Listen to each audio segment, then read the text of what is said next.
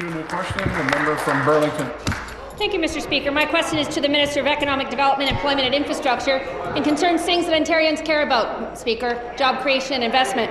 Yes. Just last week, Ford Canada announced an additional 400 jobs to their Oakville facility. That's great. This is where the global production of the new Ford Edge crossover SUV is set to launch. This facility will be one of the most sophisticated assembly plants in the world. This is great news for Oakville, for Burlington, Halton Region, and indeed our province. As a matter of fact, many of the employees who work at the plant live in my riding, Mr. Speaker. And this announcement builds on one made just a year and a half ago when our government, in partnership with Ford Canada and the federal government, announced a $700 million investment to upgrade the Oakville Assembly plant.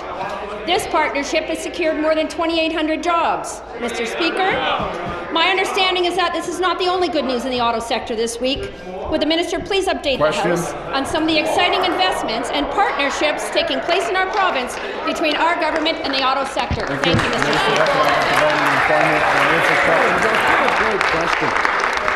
Mr. Speaker, it is great to get another question on government policy. The second today. It's good to see the member standing up for a very important announcement made by Ford in Oakville, an announcement that certainly impacts her constituents, impacts constituents in Oakville and constituents throughout the Greater Toronto Hamilton area. And I say that, Mr. Speaker, and it's not the only good news announcement that we've had this week. Our government also announced through the Southwestern Ontario Development Fund that we're partnering with Toyota Boshaku Canada by investing $1 million to expand its Elmira manufacturing facility. Through this investment, Mr. Speaker, we'll be able to create and sustain 460 highly skilled jobs.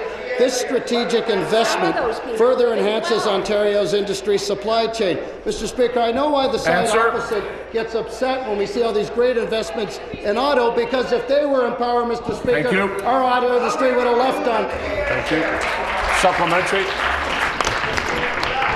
Mr. Speaker, I'd like to thank the Minister for that update. This is great news, not only for the sector, but for the related advanced manufacturing facilities located in Burlington that will benefit from these investments. I know that experts agree, whether it's CIBC, Toronto-Dominion Bank, the RBC, Bank of Montreal, or the Conference Board of Canada, Ontario is projected for economic growth in 2015 and is poised to lead the country. Yeah, that's great. Indeed, the Conference Board of Canada is forecasting that Ontario's economic growth will be at 2.9% this year, well above the national average of 1.9%. Comparing this with last week's auto announcements, clearly our economic plan is working for Ontarians. Could the Minister please share with the House further evidence of these kinds of investments and clearly the corresponding confidence in our economy that they represent? Thank you, Mr. Speaker. Thank you, Minister. Absolutely, Mr. Speaker, and I'll pick up where I left off. And, you know, we remember the party opposite the PC said, let those plants close. Mr. Speaker, we did not let those plants close. In fact, we've seen $4 billion in investment in those plants, Mr. Speaker, since November. We've seen investments in Alston and Honda, $857 million. Linamar and Guelph, almost $500 million. Chrysler and Windsor, $2 billion. Ford, they announced the GT Ford was going to be made in Markham, Ontario, the coolest car being built in North America today. GM, $500 million, Mr. Speaker, just made that announcement a few weeks ago. And then we had the announcement by Ford of 400 jobs. Our auto sector is growing again, Mr. Speaker. It's growing because of the investments and partnerships we made in spite of their policy, which would have been to abandon the sector. We're proud of that, Mr. Speaker. Very proud of that.